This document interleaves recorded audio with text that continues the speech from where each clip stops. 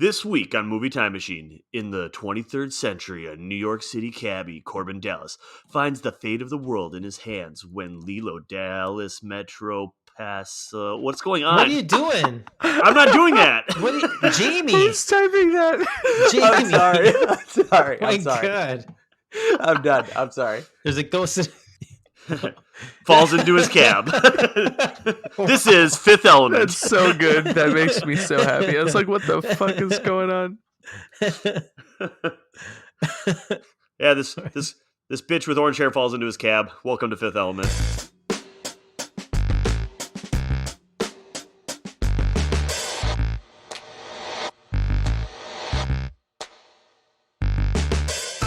Welcome to Movie Time Machine, your retro movie review podcast where we take movies from the past and relive them in the present.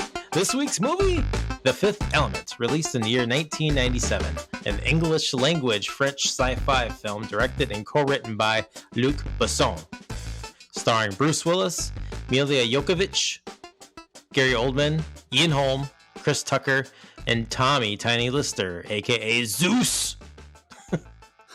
I'm your Time Machine host, Chad. And I want to introduce you to my Time Machine co-host first. Will he finish WandaVision before he watches another season of Survivor? It's Jamie. This one I finished. What?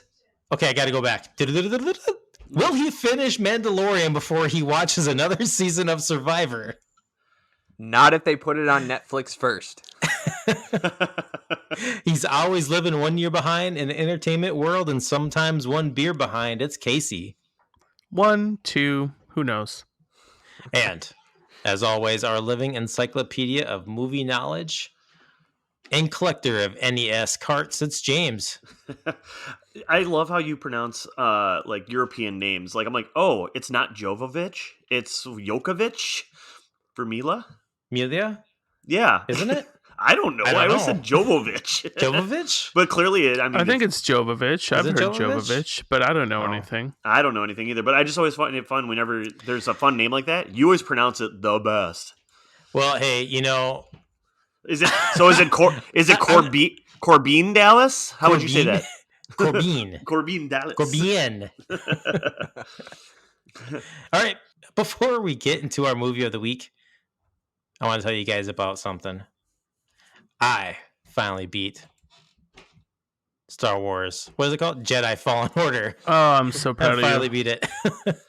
I took a long hiatus, and I hopped back in. I think it took me like another week to beat it. So, yeah, so good. Ending though, right? Yeah, that. Did you see that coming? I didn't see that coming. No. It was fantastic. When the game first came out, I remember it being spoiled for me, and I totally forgot about it. But I had no idea. I'm glad you forgot. That's awesome. I had no idea like how it was going to show up, and I was like, "Oh shit!" Right. Okay, yeah, it was awesome. I got really jacked after that. I was like, "This is sweet." Yeah, that was so cool. But so I did that and watched the first episode of The Falcon and the Winter Soldier this morning because I guess all of a sudden I'm a MCU Look stan, at you. so, yeah. We flipped you. Look at you. But yeah, pretty good so far. I haven't read or looked anything up on this, but I'm kind of stoked that they're bringing maybe a character or villain back from Spoilers. the 90s. That issue Bleeding Edge. I think it's pretty cool if this is who one of the guys that popped up is. So not sure, could be like a stretch, but yep. So yeah, just exploded. Omega Red, possibly. I don't know, but we'll see. Wait, what? What? Oh my God. I'm just guessing. I have no idea, but I just heard something and I was like, oh, could this be a possibility? I'm probably wrong. I was wrong. But is he going to look all like Whiplash and Iron Man 2? Because that wasn't that cool. When we were talking about yeah. When we were talking about least favorite characters, like last week, I was thinking to myself, man, I really hated Whiplash. I like Mickey Rourke just fine. He's funny. Yeah, it was so bad that you forgot about it. Yeah. But what have you been up to, James? Nothing much. Finished through Yellowstone, and then I don't know. I've just been watching a lot of The Crown. I'm the only one watching it. My wife's not even interested in it, and I enjoy it enough, but it's nothing crazy. I've been pretty boring, I'd say, when it comes to my entertainment viewing these last couple weeks. I guess I'm just getting excited for my 4-hour binge of Justice League that I will do at some point this weekend. All right. Is that movie 4 hours long? The Snyder 4 hours Cut? and 2 minutes, sir. Yeah, I don't know, but I mean, I'm excited about it. I mean, it looks cool. I'm excited to see like how much more money did they put into it? Like another 30 million into like these reshoots and production on it. So I don't know. I'm just curious to how different it's going to be from the original one, because I really enjoyed Man of Steel. I really like Batman v Superman, and then the Justice League movie was just so lackluster. I did not like it at all. And then, so I'm excited to see what this is going to look like. James, I don't even know if we had this conversation before about Batman v Superman, because I've always like been out there saying like that movie is not as bad as everyone makes it out to be, and I thought it was quite good. I think Batfleck really was one of the best Batman. Like, I don't know. Like, if I watch that movie, like I know everybody thinks Michael Keaton is like the epitome of what Batman should be. I get that, but if you watch like 1989 Batman, he doesn't punch anybody for like the first hour and a half of that movie. Yeah. Like, you know what I mean? Like, I'm like, I just, like, you don't realize it until you do. And then like glass shattered, like, man, this Batman sucks. But I'm excited for like, I heard the rumor is in the new Flash movie that's coming out that I think it's gonna be like some sort of Flashpoint paradox movie where Michael Keaton has signed on as 1989 Batman. Like, so he's going to be in the movie. And then Ben Affleck signed on as his version. So like, I'm interested to see what happens with all that. So awesome. It should be kind of cool, but all right. Case? Yeah, so I'm still riding high on our Marvel chat, which we did last week. Still riding high on that Marvel train. So I rewatched Ant-Man just because I couldn't really recall, like, I don't know, I'd seen it, it wasn't fresh in my brain, wanted to rewatch it. That is a delightful movie. It is hilarious. It is, I don't know, well made. And it just got me thinking about how really the MCU like team has, that whole studio has been able to make really good origin story movies, but then still kind of have them perfectly plug right into that giant, like, overarching Infinity Stones saga. Like, this movie had nothing to do with any of that, but then, it introduced, he went and fought Falcon or whatever, and that introduces him to like the Avengers, which then ties into like that when they pull him into Civil War.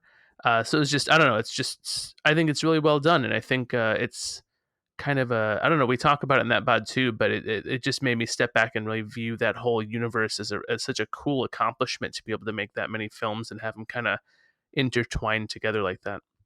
Chad, would you say that you've gotten back on board with MCU? Like, I think, what did you say? Phase 1 is kind of blah, but phase 2 is like really killing it. Yeah. And I said that without thinking, it's like, I've been watching it in a timeline order. So, but I think most of the movies that I've really liked have been in phase 2, where I'm just like, I feel like it's taken like a huge leap forward. I just feel like the stories have gotten a lot more interesting. So yeah, I'm still trying to finish Ultron. I think I have about 40 minutes in that movie, but that movie is really, really cool. I just got to the part to where I'm guessing it's like how Vision is created. So I'm just guessing, but I'm thinking it's a good guess. I don't know. Yeah, that's where I'm at. So, but yeah, I've turned a page. I think have to say so. I'd have to say though, if we were to say something, that'd be a weird spoiler considering that movie came out almost 15 years ago. No way. What? Was it that No long way. ago? No, I mean maybe not 15. No, like maybe 8, 5. I'm looking. That still feels like forever ago. It does. It really feels like it came out like a long time ago. Age of Ultron. 2015. Okay, it was only 6 years ago. Yeah. Damn, it does feel like it was a really long time ago, though. Okay, never mind. Still, I mean, there's just so many Marvel and Avenger movies out now where I'm like, man, can we really still spoil some of this stuff? That's crazy. I mean, I don't care if you do. I'm more just kind of along for the ride. So even the stuff that I thought was spoiled, like there's still like little like story bits where I'm just like, oh, That's cool. Didn't Yeah, know no, that. they're clearly building Rocket. What? They're clearly building Rocket Raccoon. No. Yes. In Ultron? In Ultron, yeah. Yeah. That's a way to get your Okay. mind blown. Easter You guys got to egg. fill me in. It has been so long since I've seen this movie. You can tell we're getting old. We're also gullible. I believed you 100%. Dude, I forgot that Andy Serkis. I forgot Ulysses Claw was in this movie. Oh yeah, That Gollum's I in didn't this know. thing. That I didn't know. Because, well, I've only seen him and I've only seen like half of Black Panther. So I was like, oh, I recognize that dude. Hey, I do have a question about that though. Is Andy Serkis like that ripped? Like, doesn't he look like his arms are huge in this movie, Well, or here's even the in Black thing about- Panther? He plays all of those like super physical creatures like apes and orcs and Smeagol's. For sure. So I think Apes that and orcs and Smeagol's. Oh my! oh my. But it kind of makes sense. You're probably right though, James. He probably was hitting the bench before this role because yeah, I mean Gollum's skin and bone, and that was like the whole idea was that he was wearing the green suit to kind of create that creature. So Well, yeah, 100%. I just never like. I know I've seen him in other movies and where it hasn't been stop motion, and I just never until I saw these movies. I just never was like, "Oh man, that is a cut dude." But whatever. Yeah, that might be some movie magic. I don't know. But yeah, where do we let Jamie was telling us what he's been watching? I certainly can. I already told you guys in the chat, but I've been watching a little show on HBO Max called Bjornstad, or otherwise known as Bear Town in English. And it's a 5-part miniseries. It's about a Swedish hockey town. It's in Swedish, by the way, for those of you who are seeking the show out. And it's very good. I've heard it described as like Friday Night Lights, season 2 of Friday Night Lights, but for hockey in Sweden. So if I could give like my 2-second pitch, it's like this whole town is built around this hockey team and their youth player is really, really good. And this former NHL coach comes back. He's got to win him, or he's got to coach him to the championship. If not, they lose their team and something really, really bad happens and drama ensues. Wow. Yeah, I've seen some previews that looks good. I'm interested. Yeah, I love hockey. I love Sweden, and I love Hockey. hockey, and shows in the snow or cold, and yeah, and it is nice too. I mean, does anybody else watch any shows in a different language? It is kind of nice for that kind of different experience too, I gotta say. My wife just watched Lupin. It's on Netflix. It's, I think, some French show. I don't know. She just watched through all of that, but she actually surprisingly watched it with the dubs over in French with subtitles. So English subtitles, but French speaking. No. It's a French show, so it's all in French. She watched it with English dubbed in, so like English voiceover. Okay. So not just English subtitle, but like everything was in English. You know what I'm saying? Instead of the original audio with subtitles. Where do you guys land on that? Yeah, I mean that's how The Crown is right now for me. It's this weird English. Oh wait, no, that's just I'm speaking. It kind of depends on what mood I'm in, like.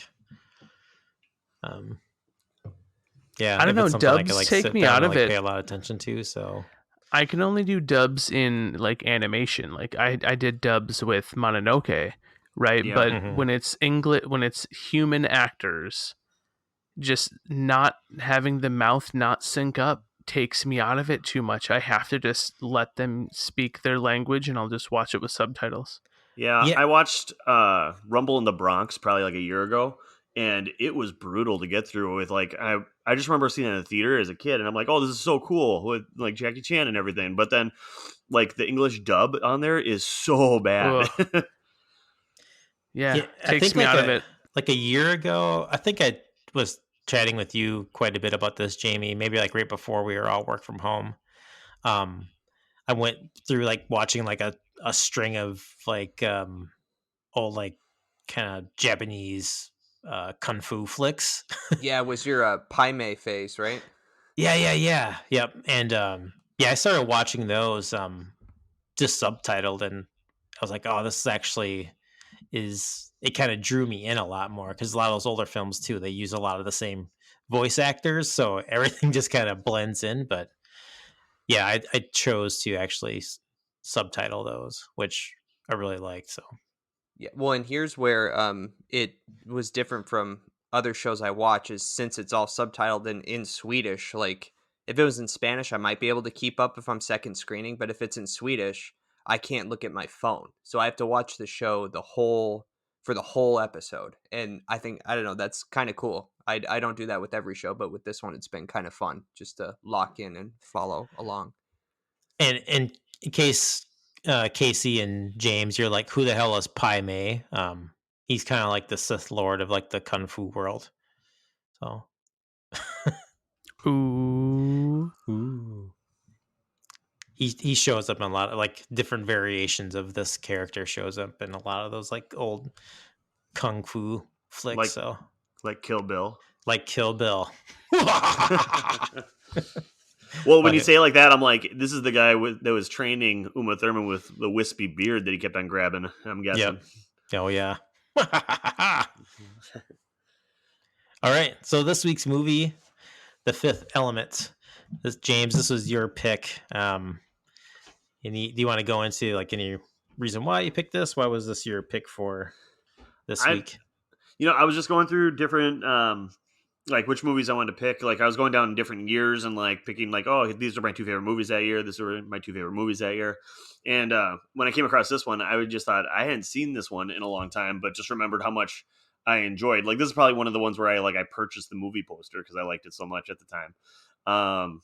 And yeah, so like I've even watching it today, I had a general idea of like what still happened in the movie, but I was definitely pleasantly surprised when watching it. Like I was like, oh, forgot about this scene, forgot about this scene. So I don't know, just a lot of fun for me. I think it was one of the more original ones I'd seen in a while. I think it was like between like I watching this and The Professional, which really got me onto the director on like liking kind of the stuff that he does. I mean, this is the guy that made Taken, so clearly he's kind of the man. No. Also, fun fact: did you guys know that when Bruce Willis is talking to his buddy Finger on the phone, and you just get his voice? Do you know Yeah. that's Vin Diesel? No. Yeah, I thought it sounded very familiar though, but I was trying to place it, and then I was like, okay. I was trying to look up like who played his mom too, because she was just like this like Brooklyn accent. Corbin, darling, why aren't you here? Like all Yeah. this stuff. Like, why do you hate your mother so much? And I don't know. And I couldn't figure out who she was. But yeah, the buddy was Bruce or Vin Diesel, which I thought was kind of funny. Oh, that's rad. I had no idea. So Casey or Jamie, what's your history with this film? This is my second viewing. I actually saw it for the first time about a year ago. I had never actually seen it. I'd seen references to like Gary Oldman's character in memes or online things, and obviously I'd seen the like thermal bandages, like I'd seen people dress up like that on the internet, for Halloween and things Oh, like like that. So cosplay. like I was aware of that. But other than that, I didn't really know anything about it.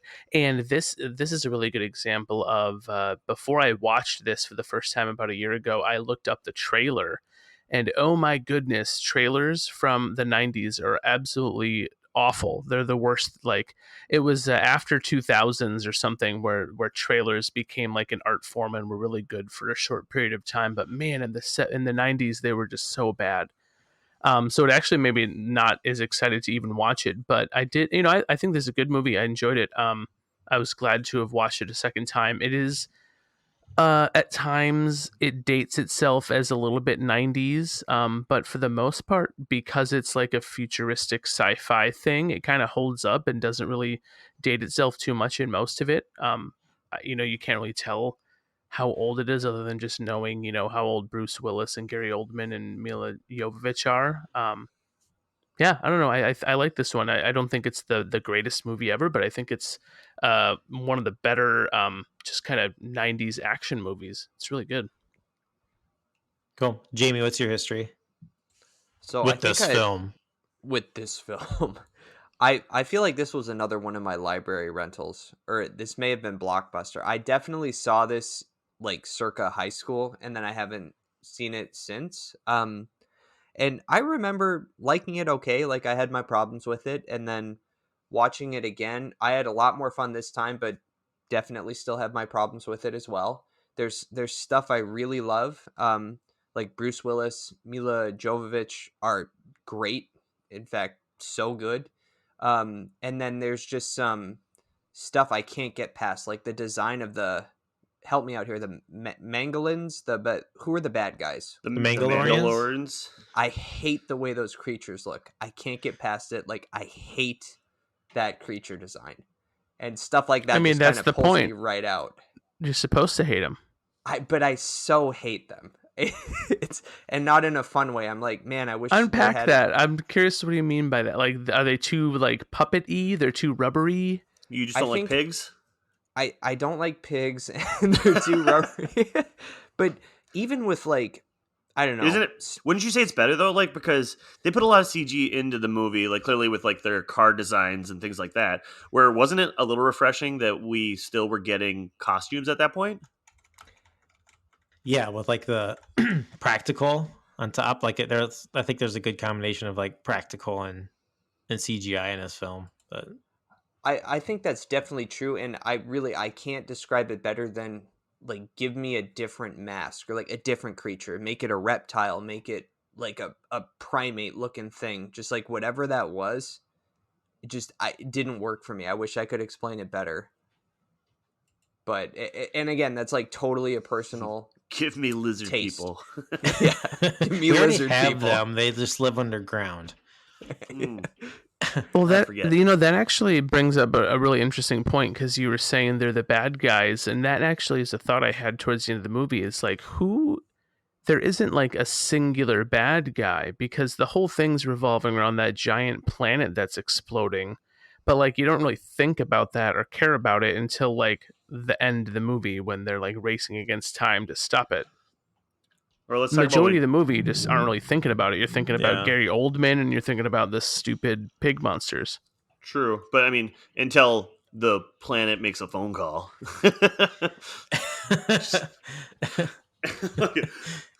And then he starts bleeding oil, and I'm like, "What is going on?" That What? I still didn't understand. Yeah, Yeah, yeah. actually, that's one of the questions I had. I didn't really look into, but yeah, for me personally, I'll just dive right in. Like my relationship with this film was, I remember when this first came out, I remember not wanting to. I thought it looked cool, but I remember like not wanting to see it because I had some friends have been like, "Yeah, that movie's bad. That movie sucked," and I just kind of took their opinions on it. But like, all right, I'm just not going to waste my time with it. But as all things in my life, I feel like if I shit on it, then eventually I come around and watch it, then I will enjoy it. But, Womp.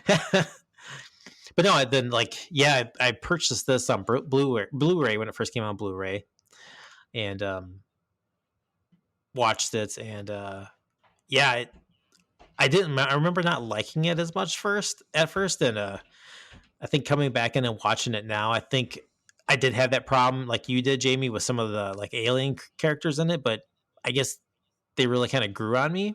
I guess this time I didn't really have a problem with them.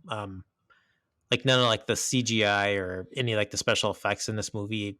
I thought everything kind of blended very well, so that didn't bother me either. But I thought the story was good. I mean, it wasn't great or complex. It was pretty kind of straightforward, and it was just kind of like a fun like sci-fi action movie. And I think for me is I just think the world that has created for this film was pretty like unique. I think just a lot of the designs from like costumes to like the vehicle, ships and cars and all that are pretty cool. They didn't seem as generic as a lot of like I think sci-fi films can be. But it has like at times it's kind of cyberpunky, at least like the beginning of it. Then there's parts of it I'm seeing like, wow, this is like totally this either came from influence from video games or influenced video games. Especially when he has like the gun, it's the was it like the heat seeker or auto like the memory The thing or something. plasma rifle in Halo. Oh yeah, the memory. Yeah, like is like a plasma rifle in Halo, and like the memory shot or whatever. Then like he turns around and like fires it, and all like the bullets come back and fly towards the target. And I was like, Yeah, that was oh, great. that's like totally like an Insomniac game. Like that's in like Ratchet and Clank or something. But No, I had that same thought too. like Nope, the I story lost with it. like like the elements, like the fifth element. I thought that was very cool, and it felt like very this sounds like a classic kind of Japanese RPG storyline. So it seems like it had a lot of these kind of other like cool outside influences that kind of converged in the story that I could pick up onto, and like the kind of anti-consumerism like piece of it too. Like I don't know. I just thought it had all these kind of cool elements. I'm like, yeah, it's not like a great movie. It's not like a masterpiece, but it's really fun and I think unique and cool designs in a movie. Speaking of fashion, Chad, did anyone notice the costume designer? Yeah, Jacques Gaultier. Jean-Paul Gaultier. Jean-Paul Gaultier. The only reason I know that is from American Psycho when Christian Bale is sitting down with Jared Leto and he asks him who designed his suit. And then he says, Jean-Paul Gaultier, and gets up from the table. Anyone with me on that? I haven't seen that film. It's been a while. What? I just remember him dancing. Dancing? I don't remember that. Like he went, or he's like, or like he's wearing his like big rubber suit and he's like walking around like his apartment all like weird. Maybe not dancing, but he's like swinging his arms back and forth when he walks, and I don't know. It's been a while since I've seen it. Uh-huh. Yes. Uh-huh. Yeah, but I think that he's a big French designer. I had to look him up because I know next to nothing about fashion, but that was a name I actually did recognize, and strictly from American Psycho. But he's a French haute couture and pret-a-porter fashion designer. And I could tell you more, but it would mean nothing coming from me because I pretty much wear black jeans and t-shirts. Or jeans and black t-shirts, excuse me. Black on black, gray on black. Sometimes an occasional blue. I will sometimes mix orange with black. Or orange tank tops, for that matter. Tank tops. Oh, yeah, that's right. Good call. Mm-hmm. Great memory. So what about the cast of characters in this? Like, do any of these stand out to you? Zorg is an interesting, like, I'm just so lost on like why Gary Oldman would play the character the way he did. I mean, I love the character, but like his like a accent, Southern hustler, like yeah, so weird. And like it made me question, like, I forgot to look it up earlier, but I was gonna be like, is Gary Oldman English or like what is he? And I believe he is an English actor, but like all the movies he's in, he's doing something different. I mean, good for him. Yeah. He plays like I don't know. He's really good at playing the bad guys. I think Jamie, you might remember this one, but way back when we did the it's I just had a brain fart. Poof. It just disappeared. What movie was that? With Sid and Nancy. No, not Sid and Nancy. What's a Gary Tinker Oldman? Tailor Soldier Spy. You looking for Gary Oldman movies? Yeah, he plays a bad guy. Dracula. Oh my God. But it was a movie we did though, Jamie. Die Hard. The Professional. Die Hard. No, he wasn't in Die Hard. It's Hans Zimmer does the sound. True Romance. Yeah. Tinker Tailor Soldier Spy. Yeah, what's he play? What's Drexel? Yeah. What's a Drexel? What's Drexel? Spyro. The Legend of Spyro, A New Beginning. Yes, that's the one. He's the voice of Ignitus. Really? Yeah. Oh my God. Oh, you're talking about Harry Potter. He's Sirius Black. That guy's a bad guy. Harry Potter doesn't exist. Yeah, he's the prisoner of Azkaban. Stop it. Sirius Black is not a bad guy. Unless you get past the third movie, he is. What? No, never mind. Oh. So, hey, Chad, what do you want to talk about? Oh, yeah. So Zorg. Well, I How about remember the? as like bad guy. Yeah, Gary Oldman plays bad guys. Yeah, So he's I actually didn't. one of the reasons that when I first watched this movie, like I didn't like that character, but I liked him this time. So I guess that's what happens when you don't watch a movie for 10, 15 years. For sure. Oh, I know, Dr. Smith in Lost in Space, or Spider Smith. Oh, I know, Ivan Krushke in Air Force One. Yeah, he's a bad guy in all the movies. Yeah, he had a Yeah, serious '90s run of bad guys. yeah, he's a Yeah. bad man. Bad. Then he paid it all off with Commissioner Gordon. Yes. Yeah. He did. Speaking of Commissioner Gordon, like I recognized the president in this movie not from Friday First. I did that afterwards. I did, but he's the guy in The Dark Knight that like takes the detonator away, and he's like, "I'm gonna do what you should have done an hour ago," and he throws the detonator out the window. Yeah. He's like the prison guy. Do you know what I'm talking about? Yeah. Yeah. Okay, so I'm like, I know that dude's eyes. I'm like those crazy eyes. I knew him from the old WWE movie No Holds Barred, starring Hulk Hogan as Zeus. Was Remember he a that? wrestler? Yeah, he was a wrestler too for No a short way. bit. Because he was like a wrestler in a movie, then I think they brought him in as like a wrestler, like in the WWF back in the day. When I still watched that bodybuilding ballet. That's how I know him. So Bruce Willis, I feel like Bruce Willis here is like on like it's like mid 90s. He starts doing like kind of more like indie films, or like I guess at the time you'd call them indie films, but like he's coming off Pulp Fiction, right? Probably right before this. That sounds about Close right. to that, yeah. 94. So he kind of starts doing like these, instead of these straight up like action films, he's kind of doing more like, I guess this is a straight up action film too, but kind of more, let's say, not your more traditional For film. sure, but So like at that same time, like yeah, he was coming off of different movies like Die Hard and then 12 Monkeys, and then I don't know, he always had those movies like where he was like, I don't know, a mobster or hitman, always had a fedora on. It feels like he had like that was during that era. yeah. Like I don't know what Last Man Yeah, the whole Standing, 9 yards. That was in 2000. He did Armageddon in 98. Yeah, then Yeah, The which- Sixth Sense in 99. The Sixth Sense 99. Yeah, he's transitioning away from just the action guy. Yeah. I was trying to figure out what the last movie was where he had a full head of hair, and it turns out it was later than I thought, because Sin City he's got hair. And Does that he? was Oh, in yeah. 2005. Yeah, he does. Yeah.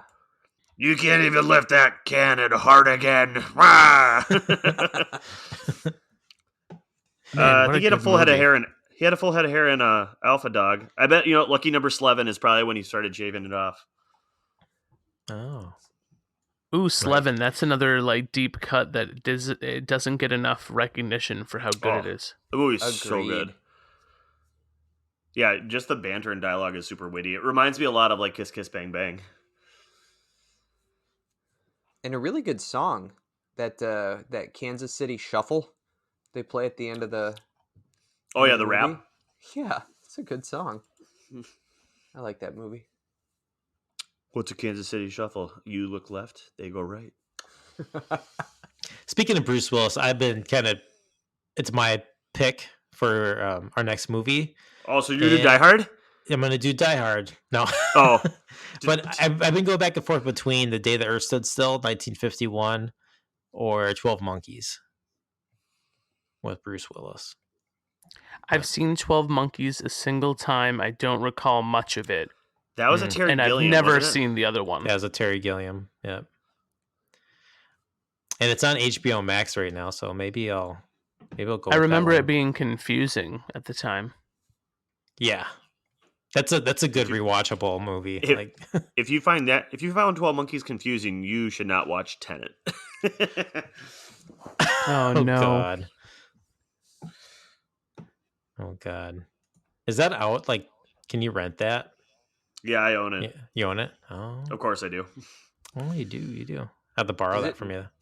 Yeah, Yeah, does absolutely. it hold up, James? I liked it I- better the I haven't second seen time. it. Okay.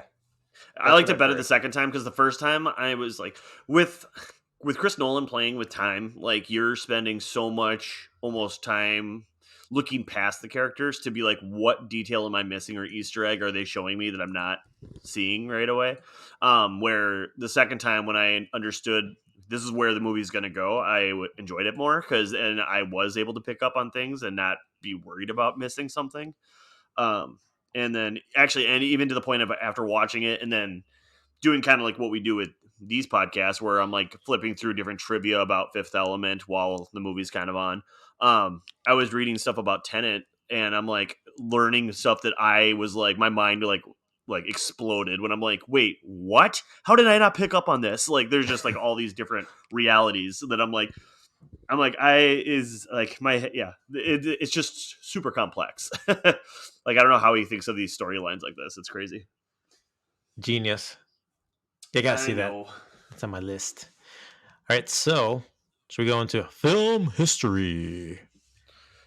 What this movie did, Oscars, jazz, movies. No, that's 1997.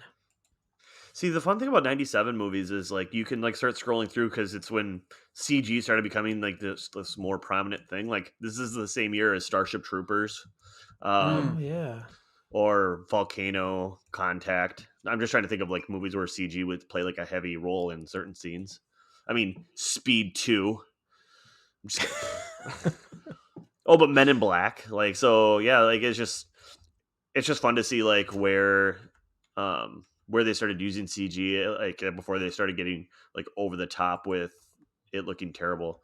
Like, don't get me wrong, I love Starship Troopers, but watching that now, it is hard to watch because it's it's so PlayStation like in graphics. Oof, that's bad. You know? Yeah. You know what else came out in 1997, James? Devil's Advocate. Nice. I love Devil's Advocate. God, were you practicing that all day? No. Wait, Ernest went to Africa? He did in 1997. I didn't know that. Shit, I thought he's dead by then. I didn't know that. That had to have been the last one for him. Air Force One that year. That's awesome. Ooh, Cube. That's a fun movie. Cube and Event Horizon, two great underrated horror movies. Yeah, Event Horizon is by far the scariest movie ever. That and In the Mouth of Madness. Yes. Oh yeah, I love that movie. It's a good one. Ooh, Spawn came out this year. That was a big disappointment. Yikes. That's another one where they relied a lot on CG. I liked that when I was younger. But I'm a big John Leguizamo guy, and so maybe it was because I'm a sucker for him. He crushed that role, in my opinion. Yeah, because he was like the bad dude in that one, right? He was like the clown guy. So with the makeup and special effects, like it totally played. I got to see this, Casey. I too like John Leguizamo. I thought it banged back then, but I don't think it would hold up now. I think that's the biggest problem. Man, check out all these remakes though, or Flubbers, the Absent-Minded Professor, though, with Robin Williams. Oh my goodness, Flubber was like my favorite movie. Mr. Magoo. I loved that movie. That Darn Cat, the remake. Leave It to Beaver. Man, we were really running out of ideas in 97. Oof. Oh my God, 90s. Rocket Man, so funny. No one ever see that movie? No. Okay. Oh, the comedy Rocket Man with farts into his suit and it goes through the tube. Yeah, dude, that was great. And he's blaming everybody else. It's classic. So funny. Classic stupid, it's a stupid 90s kids movie almost. It's classically stupid. It's great. It's really bad, but I guarantee if I had my who's that actor 14-year-old nephew watch it now, he would laugh because of it's like dick and fart jokes. That actor was in a string of movies just like that. Harlan Williams. Yeah. Yes, he plays the same guy, and he's just perfect. Oh my gosh. Okay. I'm just looking at it. Yep. Dumb. I think he was a stand-up too. He's pretty funny. Yeah. He's pretty good. All right. Let's go on the box office. This movie had a budget of $90 million. It raked in $263 million, that is. It released on May 7th, 1997. So beginning of the summer blockbusters, pretty much. ratings and reviews. Critic score on Rotten Tomatoes is 71%. Audience score of 86%.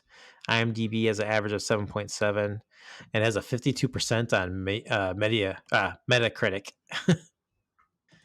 Oh boy. Yeah, this movie wasn't like received very well by critics when it first came out.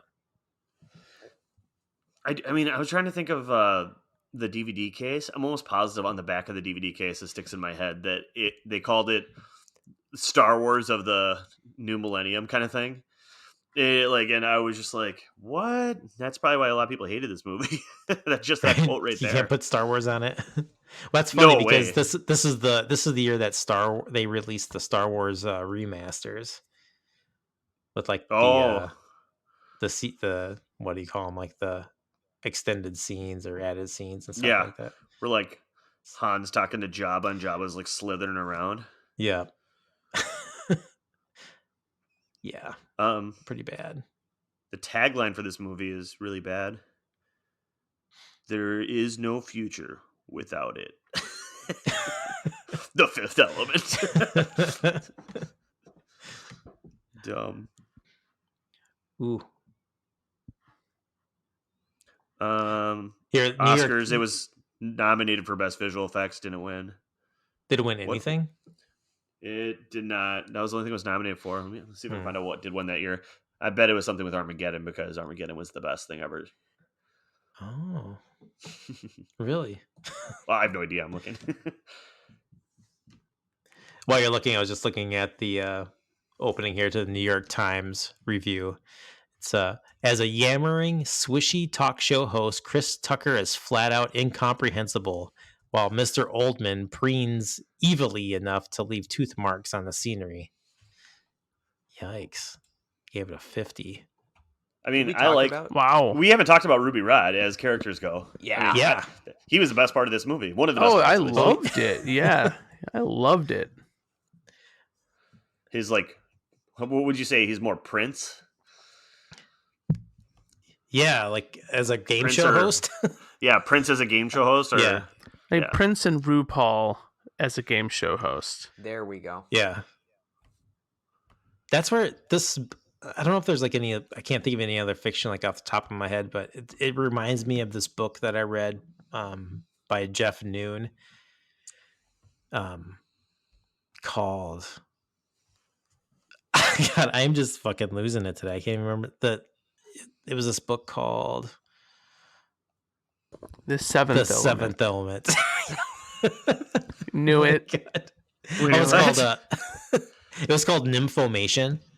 But there was like a character in this that would kind of reminded me of like the Tucker character in this, but it was like everything was like a giant like lottery kind of like every week or something like that, called Domino Time, and it was always like Domino Time.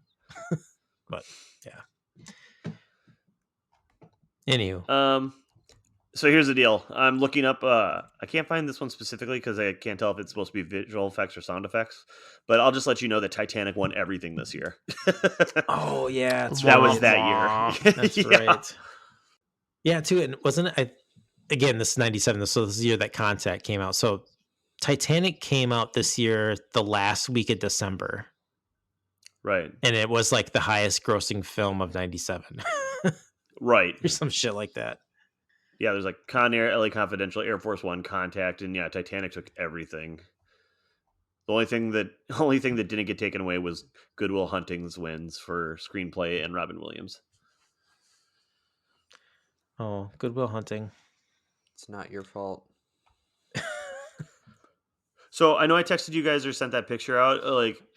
So am I hearing this right on the internet that people are trying to ask the NC-17 version of Mrs. Doubtfire? Like, it's kind of like everybody requesting the Snyder cut. Everyone's now asking for the NC-17 version of Mrs. Doubtfire cut. All right, so let's give some quick feedback. So you sent out a text with an image saying like, it says while filming Mrs. Doubtfire in 1993, Robin Williams improvised so much that there was a PG, PG-13, R, and an NC-17 cut of the film.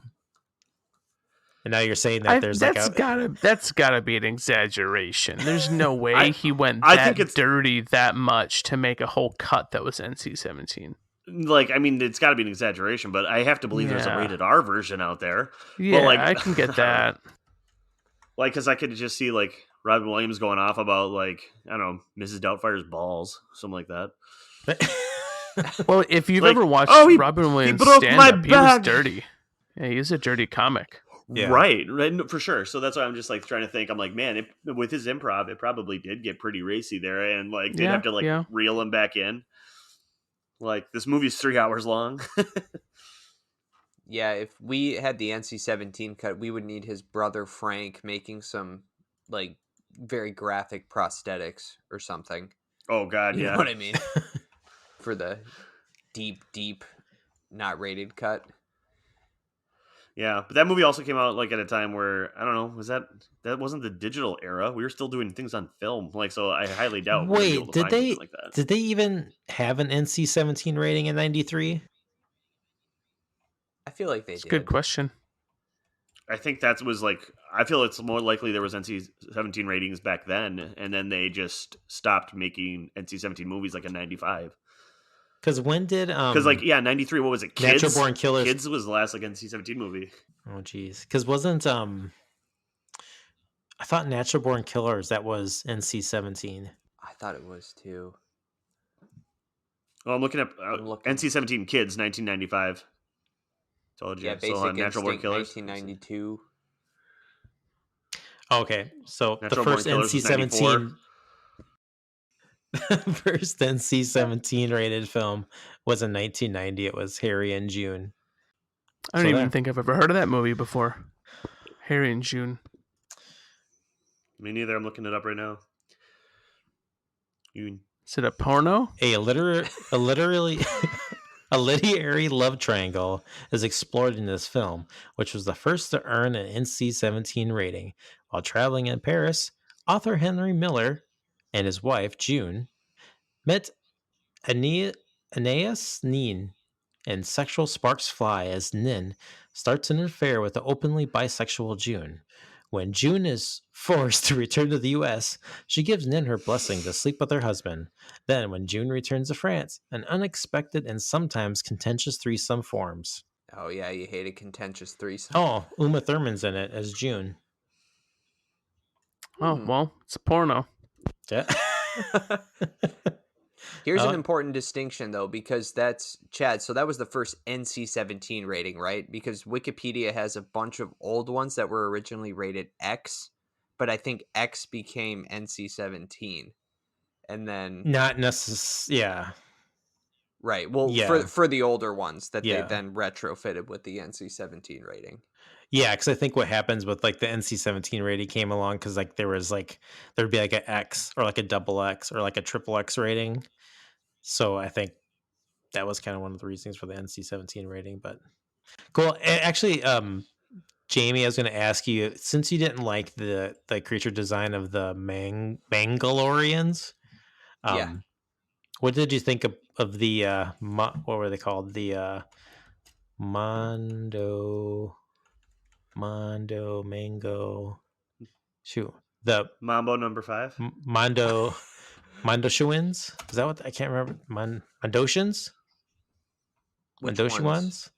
The the slow turtle walking like creatures at the beginning. Oh, Are you German? No, so I don't know why, but they like your cyberpunk vibe, Chad, they also reminded me. I'm a big Coheed and Cambria fan, and I really got some serious like Amory Wars vibes from those guys in the beginning.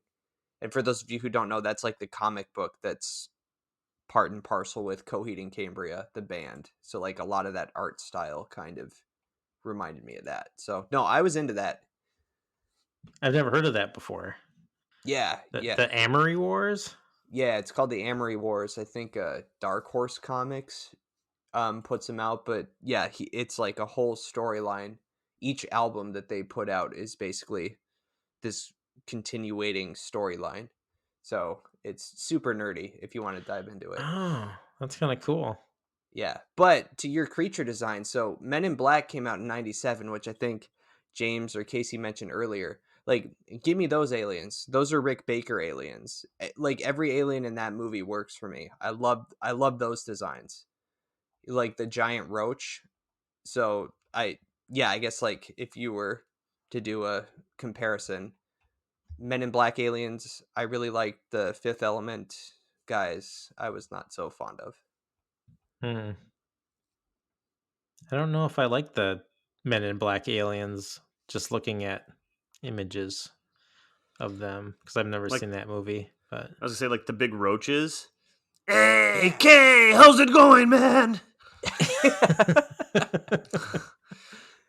Well, it was just those guys though, because the I really like the blue singer. I can't think of her character's name, but Or the talking pug. Like that's what you liked about Men in Frank. Black? Yeah, Yes. Frank. This guy's costume is terrible. What's wrong with it? Whoa. Yeah.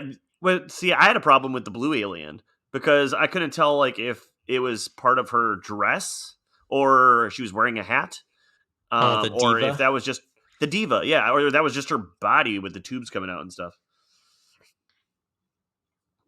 Yeah, I don't know. I thought it was like a part of her body, but yeah, I don't know. That's a good point because there's a point to where like the back of like her neck, whatever, because her head almost looks like a xenomorph.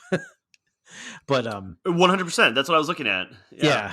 But back of it, it's probably just costume design. Like you can kind of see like the folds of like where like the neck kind of goes. There's like a collar or something, you know. But yeah, but I assume it's part of her body because that scene before that she's kind of covered in like that gown or whatever, that head covering. Yeah. But I thought that character was pretty cool. Like kind of like plays like a key part in the film. That scene, the song The scene, opera scene? and then the fight, yeah, that all that together felt very. Not that I didn't like it, I thought it was good, but it felt very '90s to me at that point too, like a choreographed fight, song, opera, techno remix thing. That felt a little dated to me in that moment. See, I like that's the thing about '90s films. No, I liked really it. like, yeah. But yeah, maybe that's something maybe I have blinders on because I guess maybe saying it felt dated is maybe not the right thing, but it definitely like felt like I could tell when it was made. right. Those are like the sense. characteristics that places this as a definite like '90s film. Yeah. I don't mean it derogatory. Like I think it was good and it's endearing. Yeah. But yeah, that was to me felt very much like something from that era. So since we're just kind of on like aging and if a movie like holds up, like how does this movie hold up? For me personally, I think it holds up quite well. It probably has a lot to do with like the setting. Kind of like it's set in like a futuristic world that's not kind of centered in anything that's more modern that we can relate to today. But yeah, I think it holds up for the most part. I think there's some kind of like CGI stuff that like really stands out as far as like it doesn't like blend in that well, but I don't think it's like a detriment to the film at all. But what do you guys think? I think it holds up. I think that. Nope. You go ahead. You go ahead. Well, I was going to say, I think the thing damn it. You go, I'm done. You just got cased. No, that was honestly, we both tried to let each other in. No, do it. You go now. I'll stop. I always want to let you in, Casey, into my heart.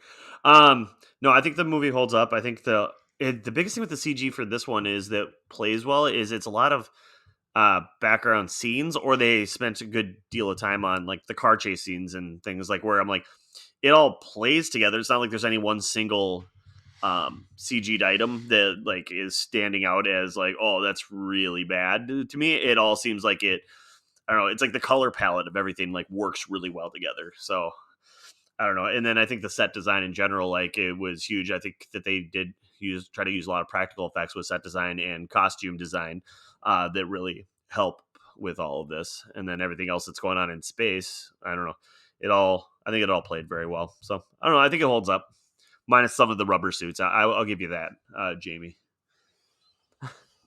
I really wanted to like him. I really did.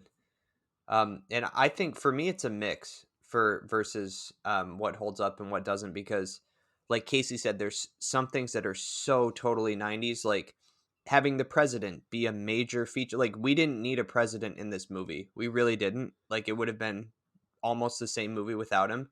But that character is in so many 90s movies, like Mars Attacks, probably Armageddon, Independence Day. Air Force One doesn't count because that's a movie about the president. But then like the mines, the Gary Oldman timed mine that he sets, that the aliens end up turning on him, that's super 90s, super GoldenEye. So there's stuff like that where I'm like, why do we have timed mines in the future? But because it's in the 90s, stuff like that. So for me, it's a mix. But then there's So I like. Did you notice, Jamie, that like the futuristic things in this movie, like there was so many Back to the Future 2 references. Like, so flying cars is an obvious one, but then like the hydration microwave for like that turkey that she like eats. Oh yeah, chicken. Yeah, chicken. But like, there's just like little things like that where I'm like, oh my gosh, I'm like, what else? Like, I'm expecting like Corbin Dallas's friend to come in upside down. He threw his back out. Bah! He's like floating in the air or something. But like, I was just looking for all these different Back to the Future 2 like sci-fi references. But I don't know. At least they're keeping it consistent. Right. I really liked the Chinese food delivery service that just comes to your apartment. Oh yeah, that was great. Oh yeah, and like the boat. yeah. Yeah. It was a nice like touch of design. I think that's a good idea, as far as in a sense that like if I want a hibachi grill like situation and bring it to my house like a food truck, like I order it, it's made right in front of me, I sit down and eat it there, and then he takes off to the next place. I don't think that's a really great business model, but it would be awesome. It's not very efficient. That's like Uber Eats leveling up, No, yeah, 100%. No, I think it's more akin to like a hot dog cart that floats around, and maybe he just like sticks around and chats with some of his regulars a little bit more. Because that actually makes sense to me, like, a traveling hot dog cart when you live in stacks like that. Yeah. You're right, Casey. That's a lot more Brooklyn, too. Right? Yeah. So I think that the thing that I think ages the movie to me, and the thing that stood out, and it's funny because it stood out to me at the time, and then it kind of is necessary for the entire ending. But I thought the whole like, oh, she's passed out, I need to revive her. Oh, I'm going to kiss her. Like that, it felt like a very forced like love story at the moment. But then you turn around at the end, the whole way that the ending happens is because they love each other, and then she has the desire to use her powers or whatever. So that felt a little dated in 90s to me, like that the movie had to revolve around some sort of like romantic theme where love saved the day type of thing. That's what stood out to me. That part just kind of reminded me of the old Robotech series, at least the Macross saga, because that's how they defeat the aliens, is through. Actually, no, it's part of it is love, but it is through music. So I guess that's kind of 50-50. Are we under the impression that 5,000 years ago, evil came, we saved it, and that's how we got the moon? So was there just darkness before that? Because then, like, did you notice? Like, it stopped 67 miles above the Earth, and it's like, okay, and now we got 2 moons. Cool. So each time it happens, we get a new moon. I guess so. That's what you're saying. Wow. Jupiter's been screwed a few times. Yeah. It's a bigger planet. Yeah. All right. Speaking of Milla, is it not how you pronounce her last name? Is it Joe? I want to hear you. Jovovich. Jovovich. So Milla Jovovich Has so her movies are like she's like the was it Resident Evil Yeah. Yep. lead, right? Those are like her movies. Like she's made like 100 of them. Well, and she just did what's the last one she just did? It wasn't Resident Evil. It was like the Monster Hunter or whatever. Oh, yep. Monster It's Hunter. based on a different video game. Oh Yep. yeah, she's in that too. Holy shit! Yeah, it just came out on Redbox, I think. Oh, she was in the Hellboy remake too. Didn't know that. Has anyone watched the Resident Evil films at all? I've seen the Not, first 3. I've Not my seen them, but bag. not enough to remember them. Yeah, the first one's a decent zombie movie. It's a little weird, but yeah. Chad, have you seen them? No, I just remember seeing a scene in one of them. I know it wasn't like the first 2 or 3, but it was like I just remember it was like a scene. She was like on a motorcycle and she like drove up like the side of a church or something, and like Resident Evil Apocalypse. jumped off the motorcycle and like shot it, like doing like a backflip with like 2 Glocks in her hand. I don't know. It was it was so ridiculous. I mean, those movies look like they're just so over the top, like ridiculous. But Yeah, Yeah, that was Resident Evil Apocalypse. Yeah, well, that's a This good makes call out though. this makes way because more sense though. So, no, go ahead, Jamie. I'm waiting. I stopped for you, Jamie. James. kill him with kindness. Jamie, go. That's a good call out. That's a good call out, Jamie. Why is it a good call out? Go. Well, because basically Resident Evil is Lilu if there were like a darker element to her, because that's basically what the character Alice is. She's like this super organism that's going to save humanity from this zombie virus. So it's just interesting that they kind of created Milla Jovovich in a lab in this movie, and then that was her next franchise that she carried through that made a lot of money. That was all I had. So this is kind of super smart, like, because Mila is married to Paul W.S. Anderson, and he's the guy who has made all of the Resident Evil movies and has made Monster Hunter. So, like, if you want your wife in, like, clad, tight spandex with swords and guns, like, he's nailing this. I think that Kate Beckinsale's husband, or ex-husband, was trying to do the same thing with the Underworld movies with her. Oh, I forgot about those films. Oh my gosh. You mean Pete Davidson? What? What? Oh, yeah. Well, I mean, yeah. Her and her husband got a divorce, and then, yes, I believe Pete Davidson was on her arm for a little while. Right. Ooh. No, I'm thinking of the guy who did the last Die Hard movie. Oh, he did like Total Recall also. He did all those remakes. God, what is his name? Live Free or Die Hard. It is Len Wiseman. Wise man. So, hey, Jamie, I'm guessing this question was from you. Is this an action movie or a is this an action movie or a science fiction movie? Oh yeah, that was my question. I thought it was a sci-fi movie at first, but then at the end of the movie, to me, it felt like an action movie. So I was just curious what everyone else thought. Oh, can it be both? Yeah, I'm confused by that. Yeah, I guess it can, and I think we've maybe talked about this before, so it might not bear repeating. But what makes a sci-fi movie? Because yeah, like I said, for me, I guess I'm of the opinion that it's more of an action movie. It can be both, but I guess I didn't take it in that way. So, like, is Alien a sci-fi movie or a horror movie? That one, I would say it's both. I would say it's sci-fi horror.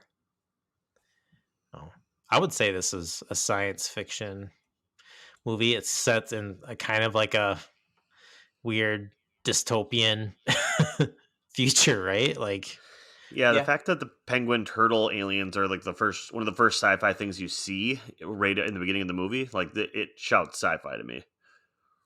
That's fair. Yeah, fair enough. all right. We figured that out. Problem Well, solved. Problem solved. Well, I guess On to the next one. I guess the last half of the movie was action, which is why I brought up that question. You know, when they're in the Paradise cruise ship and just shooting the building up, I was like, this is an action movie. Right, but it's like, isn't it the cruise ship go out into space? I guess so, but I don't know. Like I said, I felt a lot more GoldenEye than I did Alien or 2001. Yeah, I've never seen a James Bond movie, so maybe that's. I don't know. I would say both. Oh my but... god. Actually, I have. I've seen the one with Jaws. I've seen the one with what's his name? Spy Who Loved Me or Moonraker? I don't know. When I was a kid, like I feel like James Bond movies were always on. But they still are. Because there's like a million of them. TNT every Thursday.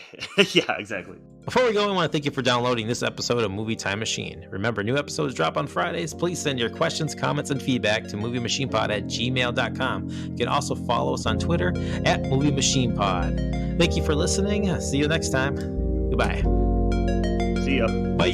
Bye.